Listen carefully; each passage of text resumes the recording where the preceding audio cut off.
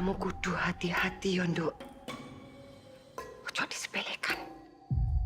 Yun, maaf aku telat. Aku siapin ini dulu buat kamu. Kamu tuh loh ya, kok ya segitunya percaya sama Nuri. Kita tuh nggak pernah tahu hati seseorang tuh isinya apa. Mas juga jarang punya waktu buat aku. Janjinya bisa adil.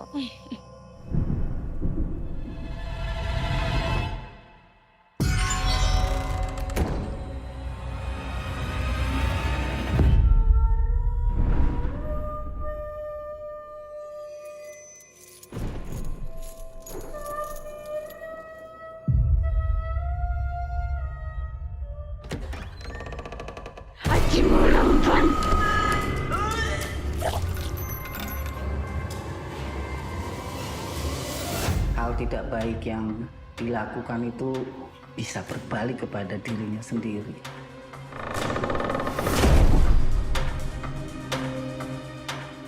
Rinwan. Kalaupun ngeliat setan, gak perlu takut. Kadang manusia lebih mengerikan daripada setan.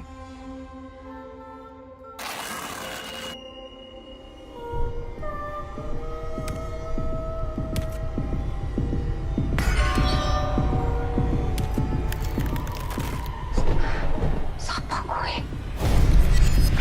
Besok hilang ajine.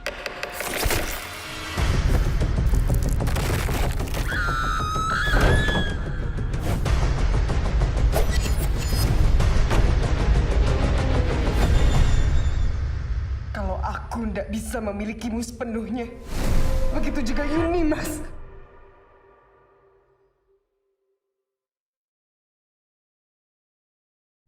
Assalamualaikum warahmatullahi wabarakatuh. Tepangken nami abdi Nabila Cindy Putri Utami di kelas 12 IPS 2. Di dia abdi bade ngabahas resensi film anu judulna Sosok Ketiga. Film Sosok Ketiga nyaeta film bergenre horor anu dibintangi ku Selin Evangelista jeung Erika Karlina. Film ieu junun menang box office atawa geus ngahontal leuwih ti 1 juta pamirsa. Di handap ieu identitas film Sosok Ketiga.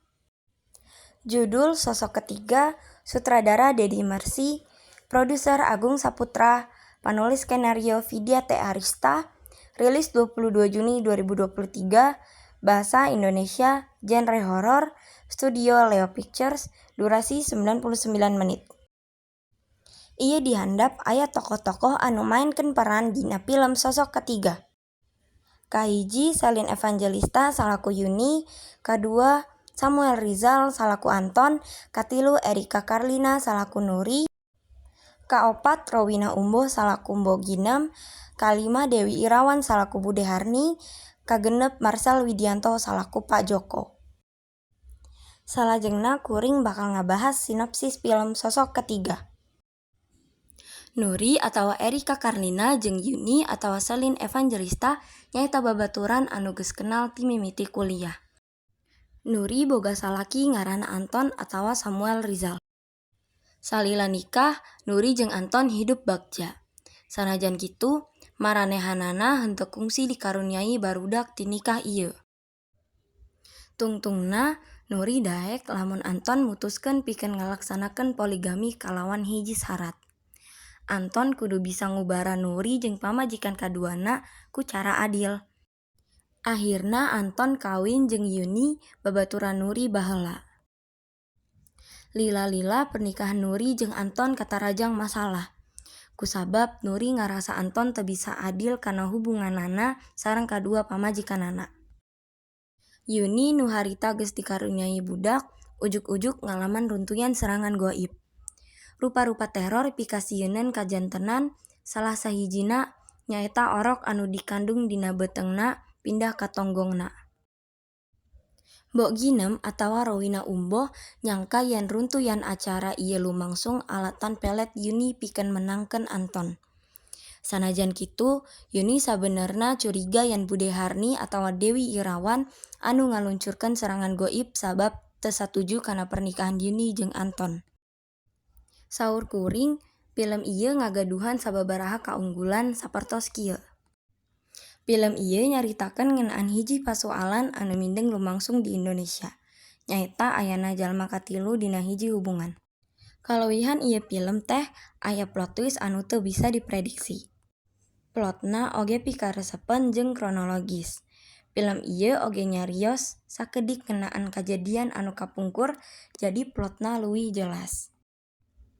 Tapi aya oge sababaraha kakurangan dina film ieu. Nyaeta kahiji, akting sababaraha palaku kurang nyugemakeun.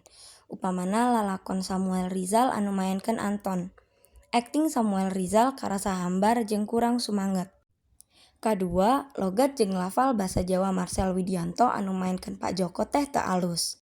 Naon anu diomongkeunana henteu nunjukkeun yen Pak Joko teh urang Jawa.